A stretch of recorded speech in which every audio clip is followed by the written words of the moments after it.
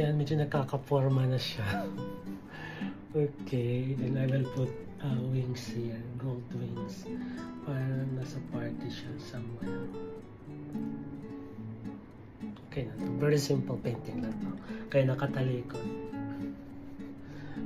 nakatalikod tong ginawa ko kasi mabilisan lang to na painting. Then I will just put flowers here sa ulo niya. So medyo nakakaporma na siya. Diba? Nakatalikod.